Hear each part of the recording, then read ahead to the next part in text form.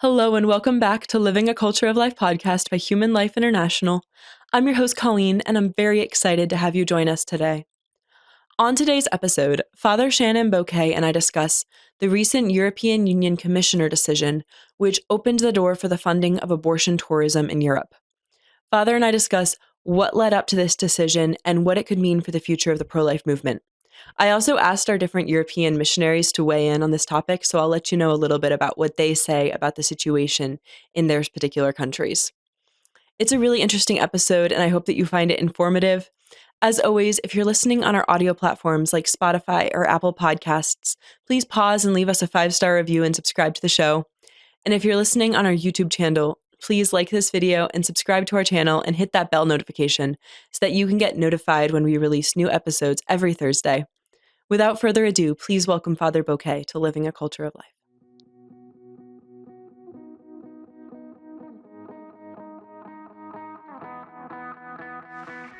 Welcome back to the podcast, Father. Colleen, always a great blessing to be with you, and especially after all these various little mission trips. And it's always nice to be back home and also back in the studio. Yes, it's wonderful to have you here. And we were literally just joking a couple seconds ago about how the devil's been trying to stop this episode. So I don't know what we're going to talk about today that's so important, but we've both, had our run-ins trying to get this episode off the ground. Well, as you know, I nickname him Mr. Sulfur, and because he always is trying to distract, and discourage, and also to just cause discord in every way he possibly can. And we see this, many times. I've recently was on an interview online. Live, and as mics went dead, and all of it, mine came back on, and then all of a sudden theirs went dead, and so it made for a very interesting live interview. Yeah. So, but it just shows you, this is a spiritual battle, which we talk about so often in our podcast, that we are dealing with principalities, we're dealing with things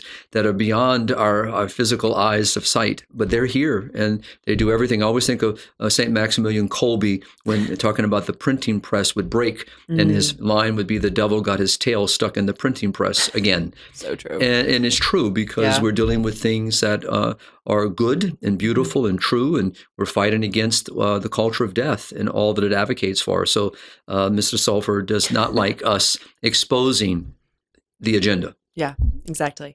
Well, today I wanted to talk about a recent European Union policy which basically opens the door for abortion tourism. So there's a lot in this. We were talking about how this is basically representative of the way that the culture of death often works and similar things that we've seen in the mission field. So I just like to jump into that today. Where would you like to begin with this topic? Well, I think it's good for our listeners. Dr. Brian Close, who I know our podcasters know quite well, and especially our HLI supporters. Dr. Brian has been with us for over about 30 plus years now. Yeah. And, one of the things we do in the mission field is expose the global agenda. And so in every one of our entry points, we try to talk about the global agenda. And one of the things he shows is how the culture of death really works. Because when it cannot accomplish, through mindset or through getting people to accept it just so easily, then they begin to push down. And they usually work through the branches of government and through the various mechanisms that we take for granted. So education, healthcare, legislative branches, judicial systems, executive branches, and even non-governmental organizations, which is what we're going to talk about today. That's been the big one that I've noticed, is that they like using the non-governmental organizations because those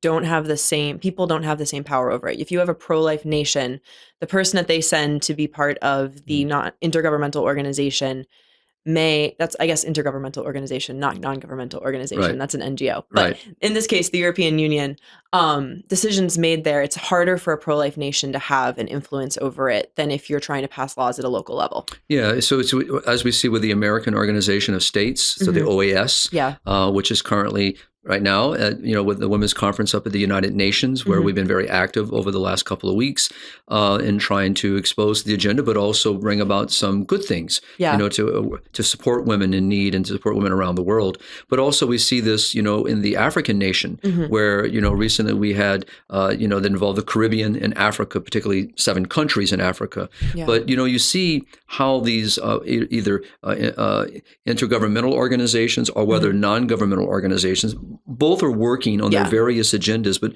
what happens with non-governmental organizations is the amount of money that is funneled through them. So like through the United Nations or through the European Union, that's being that they're supporting these various foundations and various groups that are given money to act on their behalf. The intergovernmental organizations fund the non-governmental organizations. Exactly. It's so complicated. And there's so many acronyms. So obviously the United States, which under the Trump administration has been defunding much of the United Nations programs.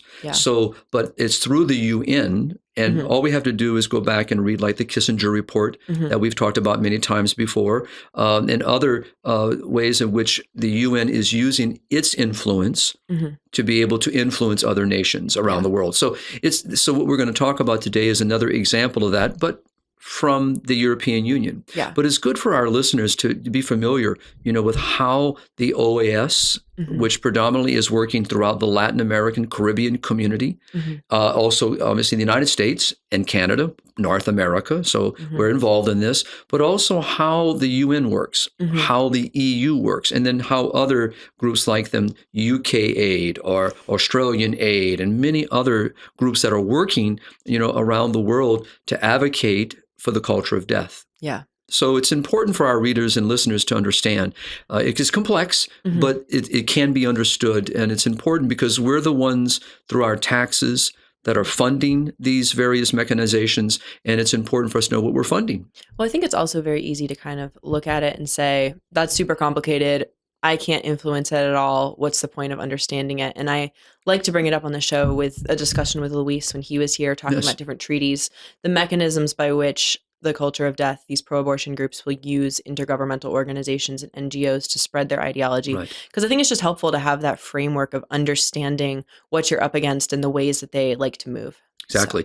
And as Luis Martinez, who is overseeing HLI's work at the OAS and through the OAS, and is from himself from Guadalajara, he's an attorney, been very active in the pro-life and family movement, and his family's been very active for decades in this. So we have an investment. So because now we're talking back to the principles of subsidiarity. So what is actually happening in our communities, what's happening within our region of influence. So what you just said is very important. No, I may not be able to go to the United Nations and speak to the governing body, but I can speak at the local level and address how those agencies are working at the local level and begin to counter the agenda, counter the ideology, and even begin to expose the ideology and help people to become formed and educated on these issues so that that local influence has a tremendous impact.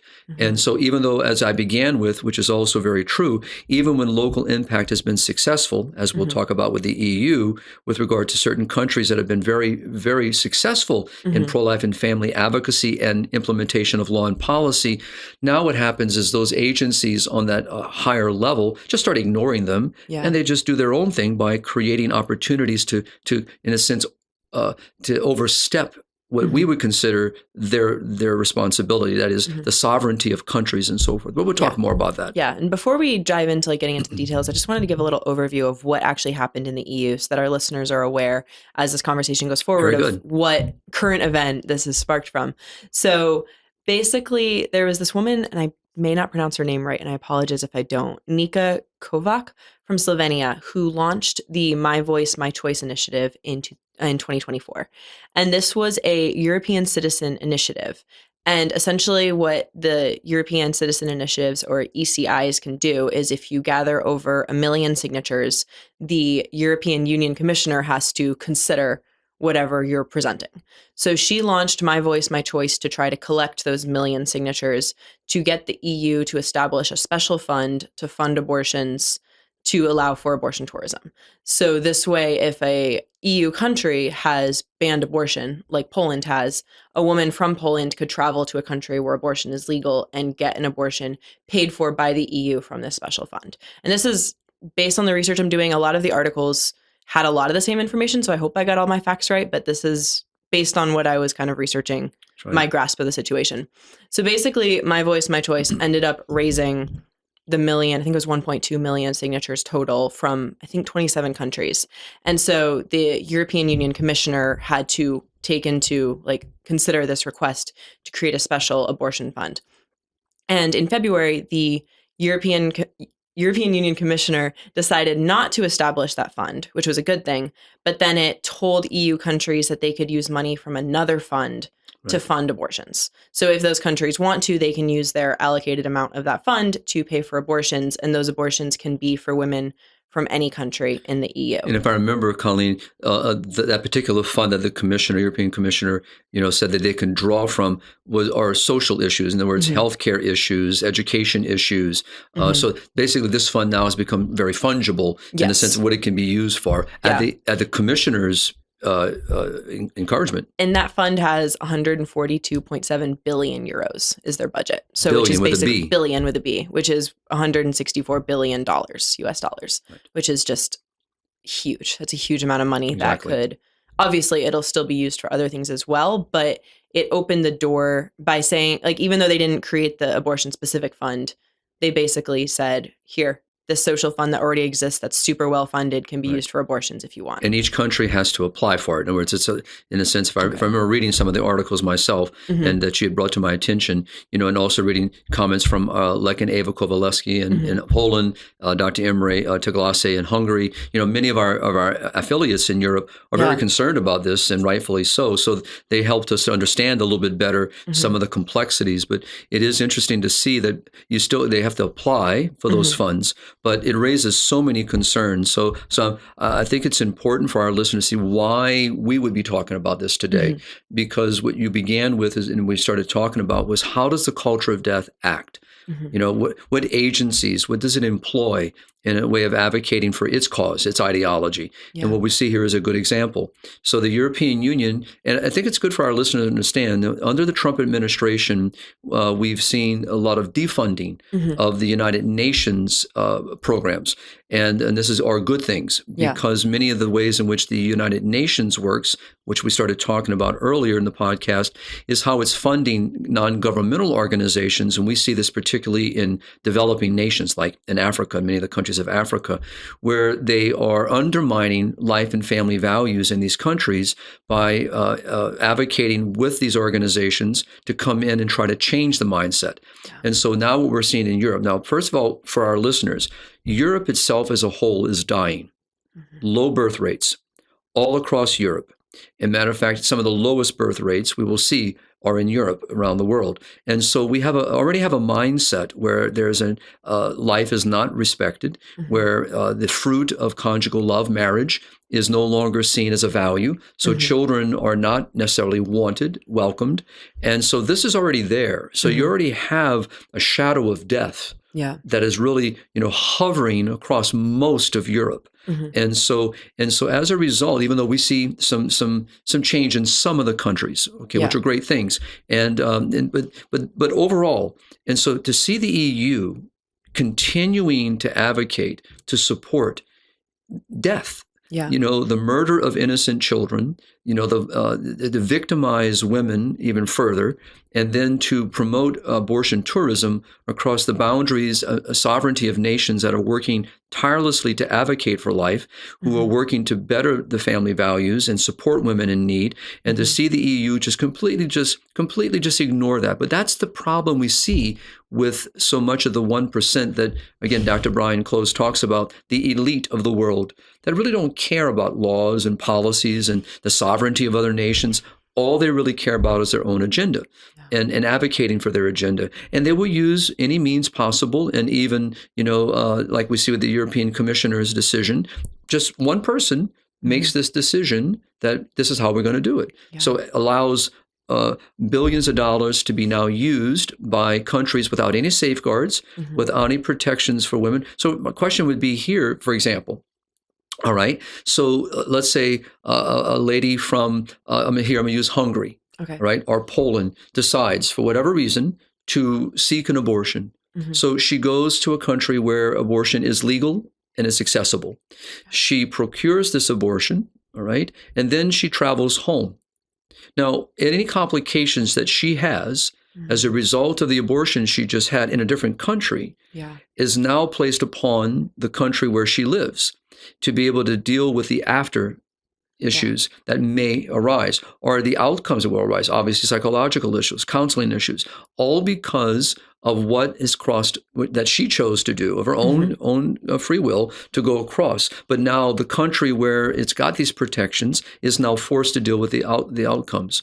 So you can see that it's just not just someone crossing a border. There are lots of consequences and outcomes that need to happen. What happens? Let's say that she's given an abortion pill instead. She goes over. They give her this. She goes home. And like we see in our own country, where there's no doctor involved, there's no oversight involved, happens in her own roof, in her own bathroom, own bedroom. She goes through whatever difficulties, and she's all alone. Let's say complications happen.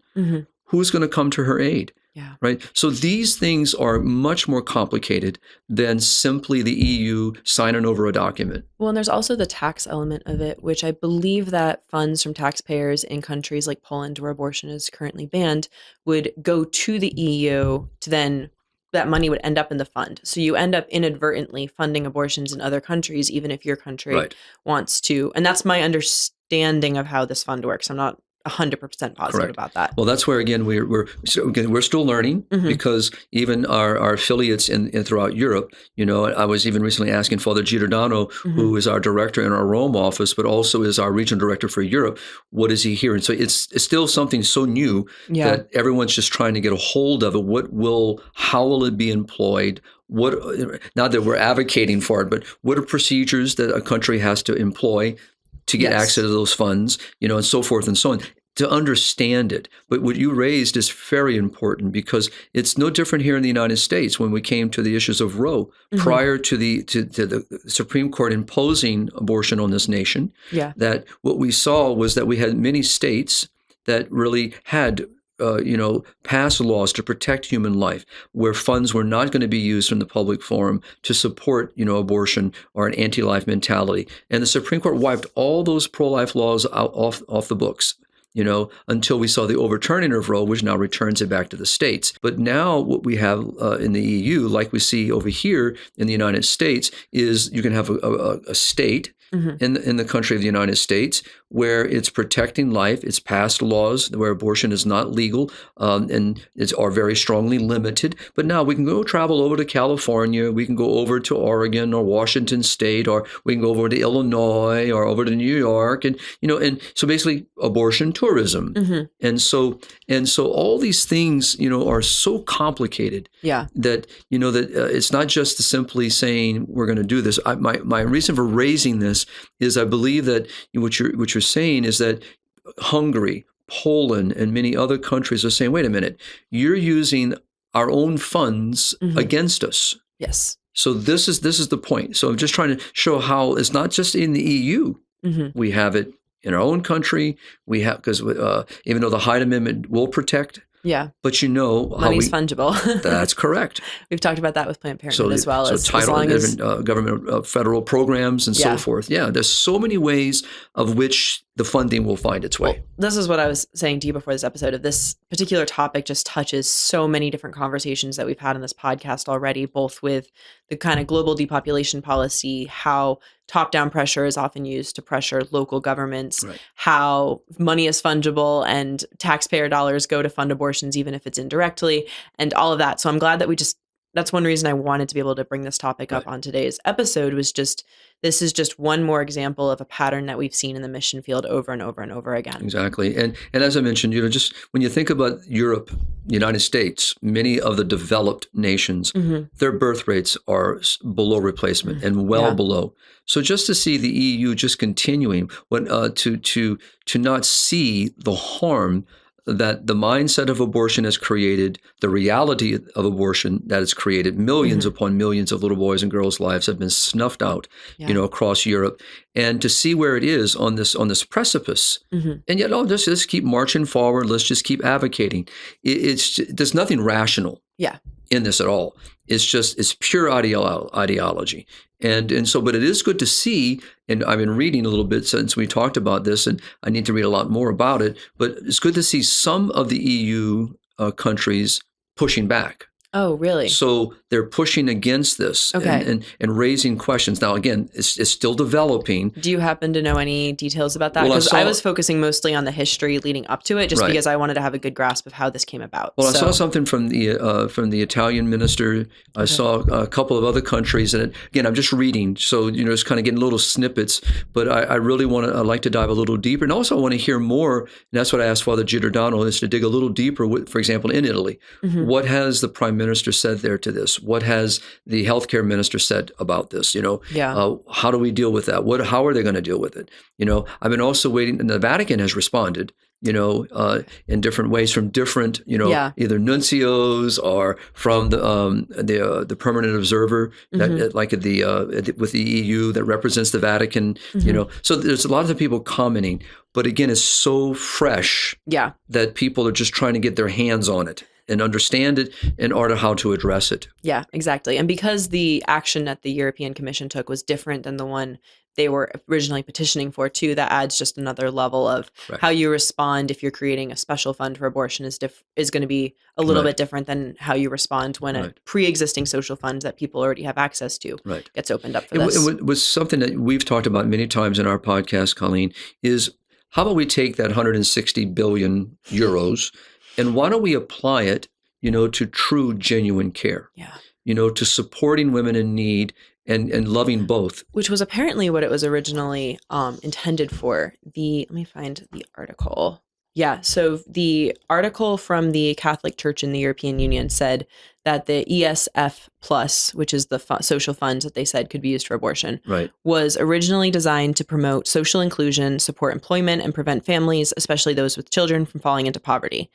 Redirecting this financial instrument towards the financing of abortions, including potentially for women traveling from member states where access is more restricted, departs from its original purpose and risks creating political friction rather than strengthening cohesion. So that was what the bishops at the group of bishops at the EU wrote about it, and I can link that article in the description. Which is very good. I think it's very important for people to hear that, and, which is not a surprise to us, because we see manipulation of funds and procedures across the planet with this regard. Earlier in the conversation, you mentioned pro-life laws in Europe. Could you just give our audience a little insight into some of that? I know that I think Poland mostly bans it, and then we were instrumental in getting a heartbeat bill passed in Hungary. So could you just talk to a little bit of what your knowledge of the abortion legal situation is? So Lech and Eva Kowalewski, Klaska, and so beautifully in Poland. Now, just again, history-wise, remember that anywhere where we would see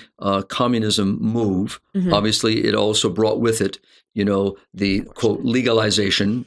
I'm using that in parentheses, legalized, they imposed, this upon. And so for many of Central Europe, like Poland, to Eastern Europe, are really now pushing against this and creating opportunities, that really respect life, respect the dignity of marriage, promotion of life itself, and creating safeguards to protect life. And Poland being one of them that changed its constitution, and so which Lech and Eva played a very strong part in having that happen. We would also see, groups like countries like Hungary, back in, if I remember the date, 2012, which was called the Easter Constitution, which itself changed its constitution to strengthen even further its pro-life safeguards. And so you're seeing countries begin doing this and others coming to the table. And so what's happening in that is that, they're realizing that if we don't protect life, if we don't safeguard life, then not only is it going to impact our culture, it impacts everything within our country. So there's a good here that's being fought for, advocated for. When I also think that Hungary, I'm pretty sure abortion is legal in Hungary. I want to say up till 12 weeks. Right. But IMRI and HLI Hungary were instrumental in, I believe, 2022, getting the heartbeat bill passed, which means that a woman who is considering abortion needs to listen to her child's heartbeat before having an abortion. And we received one story from IMRI of a woman who chose life because she heard of that heartbeat, which was amazing. And obviously that's one of those situations where it's hard to get stories from, because we're not necessarily in direct contact with the women choosing life, but you helped pass this bill, and then women are choosing life because of it. I remember around the time it was passed, the estimate was going to be about 5,000 children per year, I believe.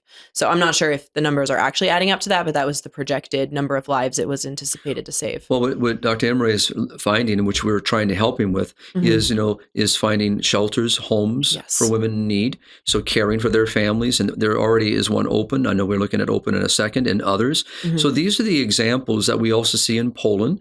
For example, here in the United States, I forget what it was called, in the sense where you can you bring the baby to the fire department, or and so the little turns that people can place the baby safe in. Box kind of. Yeah, a little safe box. Thank you. I was trying to find the phrase, and I remember in Poland visiting one of the former convents, and that had been turned into a place to care for women and families in need, and I have a picture of myself standing with the religious sister who still at the time was caring, for our sisters in need, and just how the box worked, and had been going on for years. And so this is something, again, where you're pushing against the agenda and showing that life is a value worth defending, protecting, and serving. Well, and going back also to the laws that we were just talking about, it's an example of how you have AHLI missionaries, you have pro-lifers, you have the people of these countries working to pass these laws that actually protect their preborn children. And then by opening up a fund for free abortions under abortion tourism, you undercut all of these pro-life efforts where these countries actually want to safeguard the preborn children. Even, and like you were using the example earlier, which is definitely true of how the burden of any after effects of abortion are going to fall on pro-life countries. But you also have these countries that recognize their duty to protect preborn children, who are then thwarted in that ability, trying to protect those children because women are going out of the country to get abortions. Which is what the Vatican is bringing up with some of the bishops saying about the sovereignty of a nation. The EU is forgetting the sovereignty of those nations that are advocating for life and protecting life. Well, and also to paint a picture of what the current situation is. I was asked different affiliates in Europe for information about the situation, what they saw, what the current situation is, just kind of asking for their thoughts on this. And Lek and Ava in Poland, who you've mentioned a couple times, said that abortion tourism currently exists and no one penalizes it. So if women do leave to get abortions, nothing's done about it. But it's very expensive and only the wealthiest families could afford it. So you have a situation in Poland which technically protects preborn life. There's abortion is illegal there. But when women leave the country to go get abortions, nothing's done about it. Now, but it was restricted to a small group of women because only wealthy women could afford it. Now you have the women who are most vulnerable to abortion, the women who are financially struggling, knowing that they can leave the country to get a free abortion. Assuming that these different countries start using their allocated amount of the funds to fund abortion. Yeah, it's going to be interesting to see, Colleen, how Poland, now, of course, currently, there are some difficulties in the new leadership in Poland. So, but how will the leadership look at this? Because it really, on the Polish law, abortion is illegal. So how will the Polish leadership look at the EU's position and say, you are disregarding our own laws? You're actually enticing citizens of Poland to disregard the law in order to obtain an abortion, which is illegal here. So the EU is guilty of a crime, if I may put it that way. And no one in any of us are looking to penalize women, but how do we hold someone accountable for decisions made that are in contradiction to the law, as we would do in any other situation regarding the law? So there's those complexities that are being created by this. And at the same time, when you look at Hungary, and it's not the only nation, Latvia, I can think of other European countries on the eastern side that our affiliates are working tirelessly to create opportunities to show and to speak a voice of care, that abortion is never an answer to a situation, but compassion, love, accompaniment is the answer. And they're providing those means. And so this, again, undermines those means that really promote a culture of life in a country. And that's why we have a battle going on. That's back to John Paul in his encyclical Evangelium Vitae that talks about these two different mindsets. So the EU is actually exposing the culture of death at work, and how the culture of death is using the EU to advocate it for itself in countries where it has very little ground. It has not been able to find inroad. And so EU now is opening up that possibility. And so this is why it's a spiritual battle, which is what we started back. We're back to Mr. Sulfur here, who is using the weaknesses of humanity to accomplish his end, which is complete discord and to cause harm. And remember, as the scripture says, a thief and a murderer from the beginning. So it's important for us to see what the EU commissioner has done. And she should not, in a sense, be excused, for this behavior. This is really a disrespect to other nations. Well, one thing that Imre Taglasi from Hungary said when I put out this asking for questions to our European affiliates, he said that under the current EU treaties, abortion policy is a matter for the member states alone. So it sounds like this was a letter that he wrote before this decision was made. It was in his letter in protest to creating a new abortion fund. Right. But it seems like that's still going to apply with the decision that the EU just made, allowing women to get abortions. It's only to those member states, of course. Yeah. Yeah. And then this was one thing that really struck me from the responses I got was from Gerda in Romania. And she said, in Romania, women do not know how to pay their energy bills, but now they know that help to obtain an abortion would be more accessible. Yeah, I saw that. That's powerful. Such a powerful image. And it goes back to the point that the women that are targeted by this are the most financially vulnerable. Before, only if you had money could you leave to get an abortion. And obviously that's still wrong and that's still bad. But now you have the women who are most vulnerable to the lies of the culture of death, being enticed to go get an abortion elsewhere. Exactly. And I'm not 100% sure about this, but Gerda had been telling us that in Romania, there's actually limited quote unquote access to abortion because doctors are refusing to perform abortions. There was a study that was done that she sent, and I'd love to discuss it further at some point. But I believe that this opening up of funds now means that women in Romania, where abortion is technically legal, but they may not be able to get it because a local OBGYN may not perform an abortion, can go to other countries to get abortions as well. So it undermines all of this work that's been done to create a culture where doctors, medical professionals value life and will not perform abortions.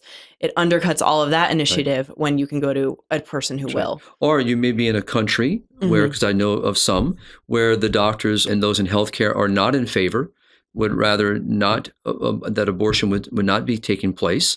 And so they themselves in conscience won't participate. But what does this now how does this now EU decision affect them? Because they might be a member state. Now where there were not funds available, now those funds will be available. Will the institution now push for them to perform abortions, to have abortion access availability increase? Will they bring in doctors from other places, that will cross over those boundaries? And now here we're talking about member states where abortion may be legal up until a certain point, all right, or legal all the way up until the 9th month or through the 9th month. So this is why I'm saying there's so many unknowns yet of how these funds can be accessed. But I return back to what you were quoted from, is what those funds were originally intended for. This had nothing to do with those funds. This is not why the member states were contributing whatever percentage each state and member state is contributing to advocate for those social principles that are protecting families, vulnerable families from harm and so forth. Well, it's now doing the opposite. So this battle is far from over. But I really believe that it's, when you go back to Hungary, so we've been talking about Dr. Imre Taglasi, is in Poland with Lech and Ava, when you look at the work they've done over the decades and to see where these countries have come from, to see where they currently are. And they're not the only ones. There are several out there doing yeoman's work in this regard. I mean, on piddles of funding, and yet they're the ones that are showing true compassion, true care, true concern for women in need, protecting both lives, her life and her child's life, opening up opportunities for adoption, places where women can go to as a haven to be able to be cared for, find the help she needs during this time of her life. It's not just for a moment. It's not just for the 9 months. For years, they will walk with women in need. And these are people that are sacrificing on their own, other people donating to the great cause, seeing the great need. And those funds that are out there that the EU could be applying to such good are not being applied. Matter of fact, I can guarantee, that if Dr. Imre were to apply for a grant from the EU to fund, the adoption agencies or fund the homes for women, he would get no response whatsoever. But if he were in a country where abortion were legal, and as you said earlier, Hungary has it up to a certain point, we're gradually whittling that down. Praise be God. Heartbeat bill helped out tremendously. But you get to a place where it is legal, oh yeah, we'll give you all the money you want, to support this, because and who's going to manage those funds?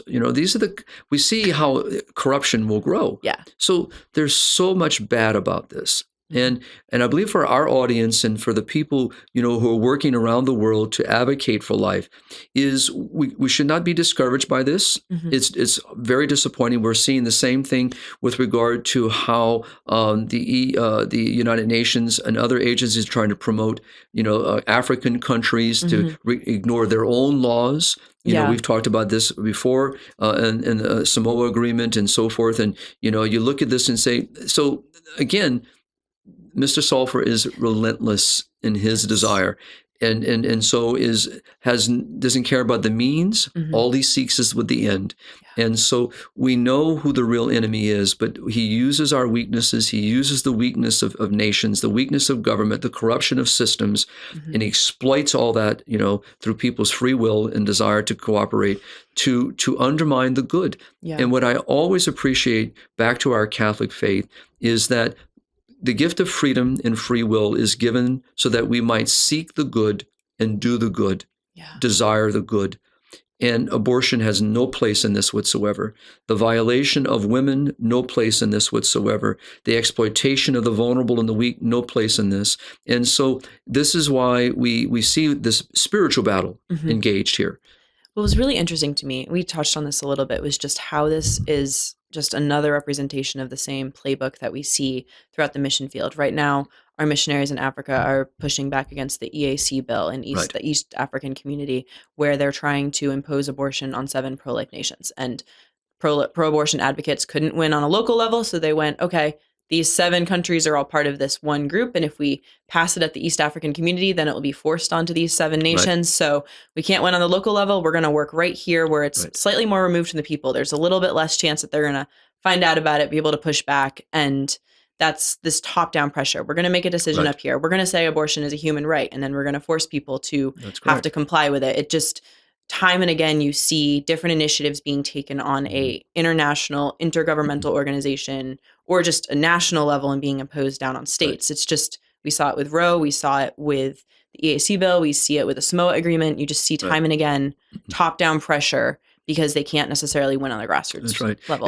And that's the thing. And even though, as I often remind myself when I'm writing, especially speaking here on the United States, my recent article was on the Oberville, situation. Yes. And I was talking about the Idaho resolution that I encourage our readers and listeners to go and read my article. Yeah. Which really recognizes, that, when you have a state that is advocating for the good, its people have advocated for the good by majority.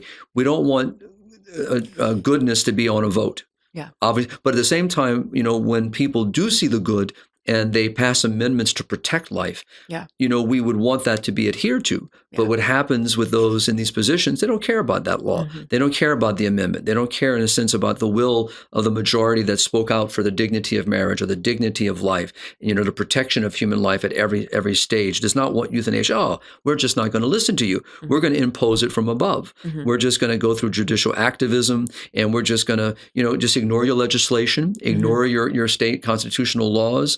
No matter, we just ignore them. The EU is there doing the same thing now. Yeah. It's ignoring the sovereignty of nations, and especially those nations that are striving to undo such unjust laws and imposition by either through communism or through socialism and other issues that have affected many of those countries. So it really is just so discouraging. You can lose a sense of, here we go again. We've made all these inroads, but it's important for us, as you said in the very beginning, we can never let our guard down. Yeah. Our Lord Jesus says to always be vigilant. We must be vigilant. And what you mentioned in the beginning, Colleen, is again, it's important for us to restate one more time. We must get involved on the local level. Yeah. We must understand what's happening on our local communities. What agencies are at work. What organizations are at work? Do we see anything in a sense of some bubbling up from our community that should raise concern? Mm-hmm. And if so, how do I engage? How do I get involved? Well, and also the importance of things like pregnancy care centers for helping women in those situations. You right now have the most financially vulnerable women even more at risk for abortion. So being able to make sure that you're able to provide the care that she needs, help her choose life through very material matters, because again, when women can't pay the energy bills, abortion looks really enticing, especially if it's free. So being able to actually be there for material support with women. And I know that we have an appeal letter coming up on this topic to support our European missions, which is really important. But just helping women before they get on that bus to go to another country. And also in the countries, one thing I had mentioned, to our advancement team in some of my comments, not so much for this particular appeal letter, but maybe as we go forward. But how do we grow our pro-life missionaries in other countries? Yeah. We need more advocates working on the ground in all these communities so that we can begin to help at that local level, to begin to have a swell, kind of a tsunami of effect, for the good. But it takes people on the ground, and it takes people to be united, as John Paul talked about, in an ethical effort, in this great good and this truth. And this is what we need. And I would just say again that many things that the EU is engaged in, like at the UN, for example, or through the other agencies, there are tremendous good that is being done too. So not everything is all evil. We just focus on the abortion side of it because that's what sadly, goes under. When it's evil, it's huge like this. Yeah. And so, but imagine again, if those same people empowered with authority in leadership roles were promoting and advocating the good, the common good, what is for the individual good, the common good, human flourishing, all these funds would tremendously make an inroad in supporting people in need and really being the people that we should be. And that is a people who love life and protect life and serve life and defend it at every stage.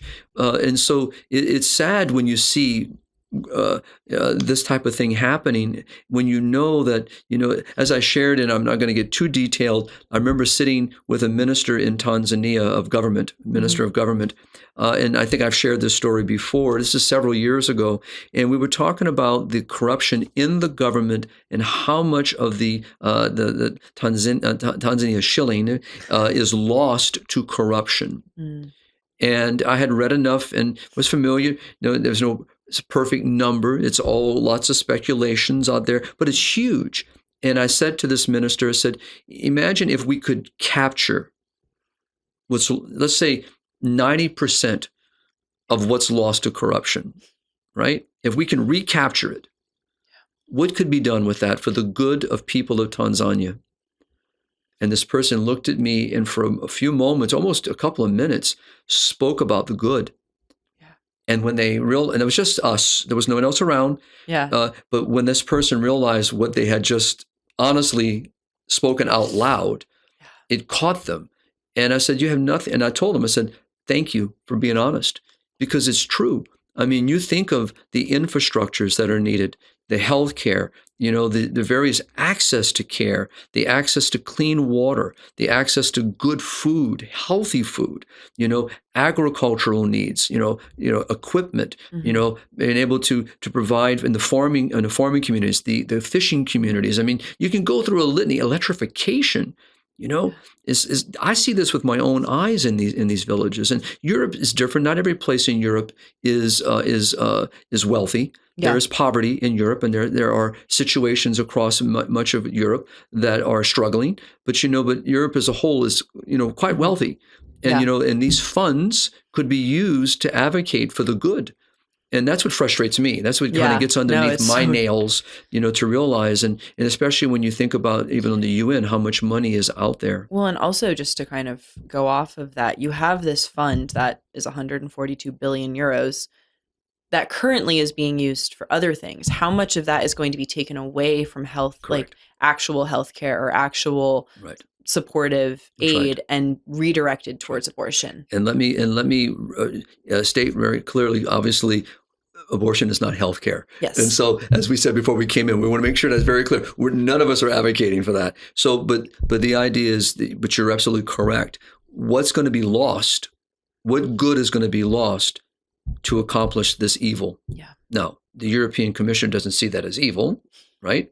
And many people within the member states don't see abortion as evil. They see it as a good. Yeah. It's not good, but the idea is, so again, that's why it's about changing hearts, changing minds, affecting laws, affecting policy, and legislating on levels, even on an intergovernmental organization, working with non-governmental organizations. How do you change a mindset, a framework, a behavior, and advocate for life? You know, and it's sad because, you know, I wish I can say to our audience that that we're going to that things are moving in a positive way overall. There's a lot of good, Colleen, happening. Tremendous inroads for the good that are happening across the planet. But there's still things like this. Yeah. And these are big things because it's little people pushing. But this is how David brought down Goliath. So maybe this is the way it's meant to be, that we just got to fight the fight and be willing to stand against the Goliaths of the day. And we need people in Europe who are part of the member states of the European Union to push against this European Commissioner's position and to do what the Vatican said, you know, that's not what this policy or this monies were originally made for. So this should stop and cease and desist.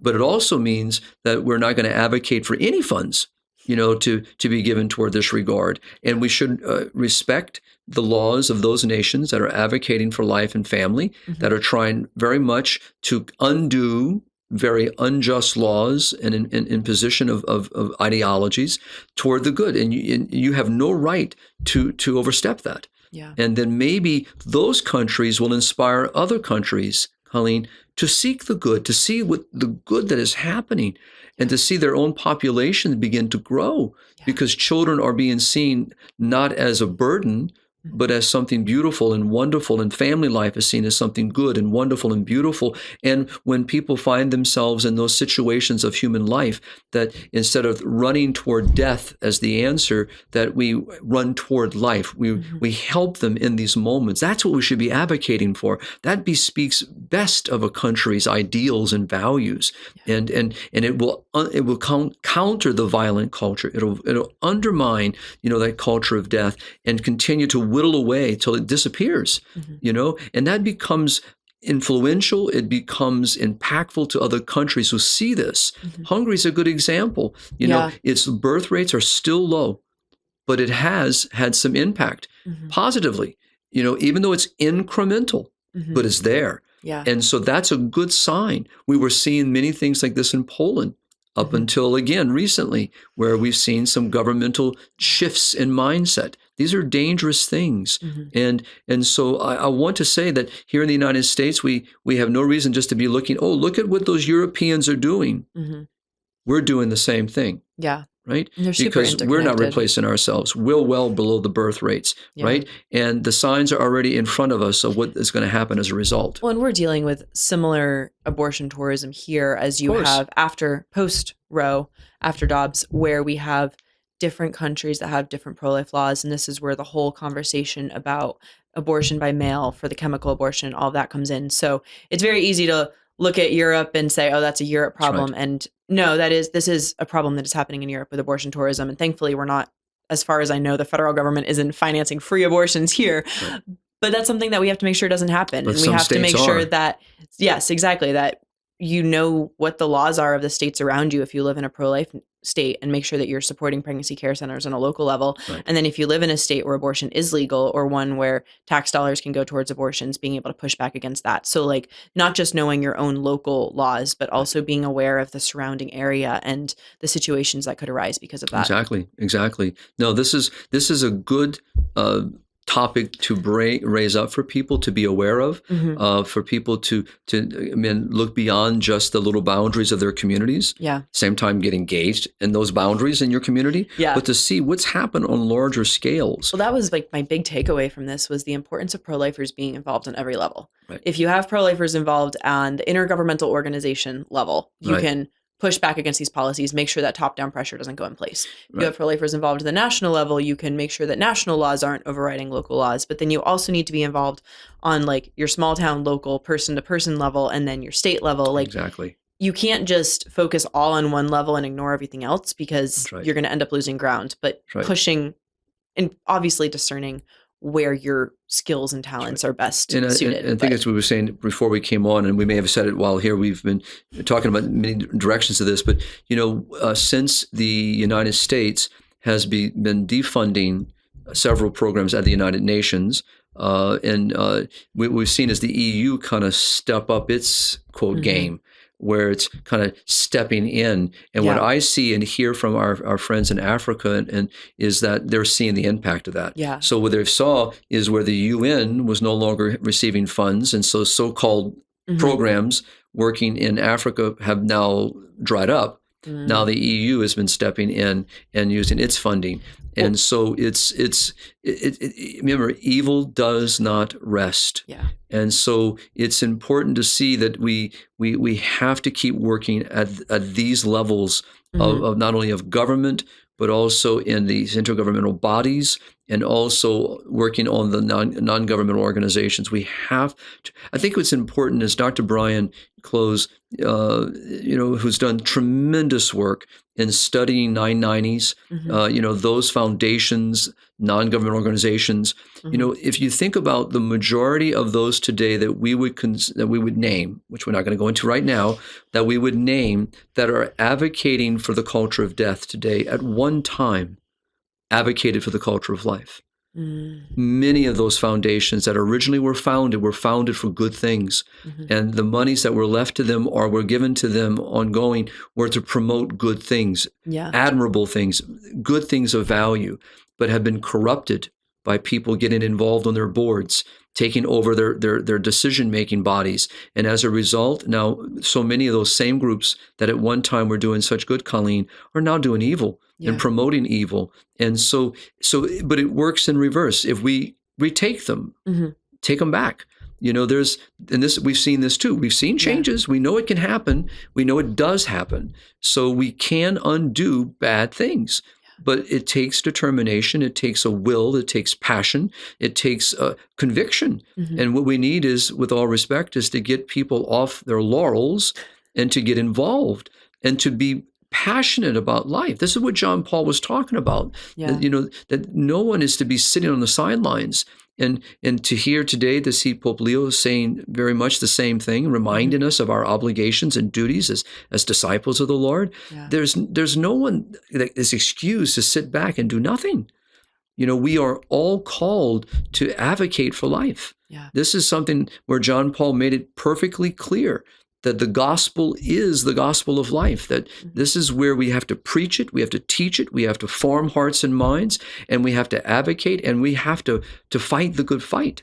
And so I'm hoping that member states of the European Union who that are very concerned with this will stand up and say, no, we will not allow this to happen, and maybe create safeguards to prevent it from occurring, and also to call upon the European Commissioner to rescind that decision, right? And so it is amazing, nothing happens in a vacuum. And what I'll do is toss it back to you and Colleen, is that what we will find if we did a lot of digging, that a lot of the people who are involved in this advocacy are being supported by very large foundations or individuals whose positions have always been in the culture of death. And we would not be surprised about where those funds are coming from, because the people that get involved, as we've seen in many places, are people that are not on a national level or international level, but are raised to that level by the funding of others. They're given a voice because others give them that voice. And so we need to use our voices. And I would say the church is a great prophet. She is a prophet in every age. And so I'm very grateful to the bishops that spoke out. I'm very grateful to the bishops in the countries that are speaking out. But we need to call upon many more people. We need to raise our voices.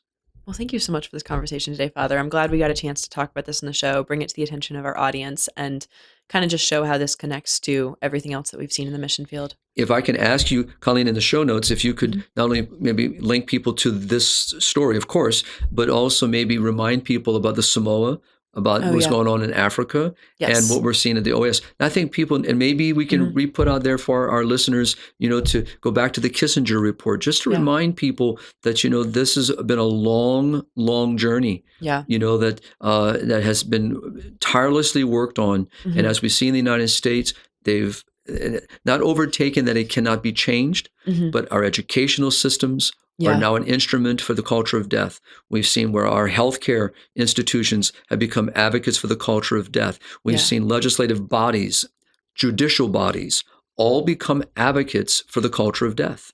This, at once, if people would just remember, I'm 60 years old this July. So just go back in my lifetime. That was not the case.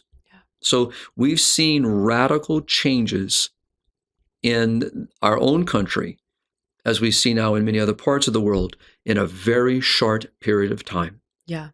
Well, I will put in the show notes a link to our ebook on the Kissinger report, which is a good summary, highlights the main points since the document itself is so long. And then I'll also put a link to our podcasts with Luis Martinez, both one on the Organization of American States and one on the Samoa Agreement. Very good. And then I'll also put a link to our giving page if people want to give. And then we're also going to be having an appeal coming out shortly to support our European missions. But you can get a jump start on that and just give on our regular giving page if you'd like. Amen. So, well, thank you so much, Father. Thank you, Colleen. It's great to be with you as always. And to all of our audience, please like and subscribe. Check out the links that I'll put in the description. And yes, just spread the word about this. And if you can, please give financially to HLI. It really helps us in our work. And always, please support us spiritually with your prayers. And as always, keep on living the culture of life. God bless.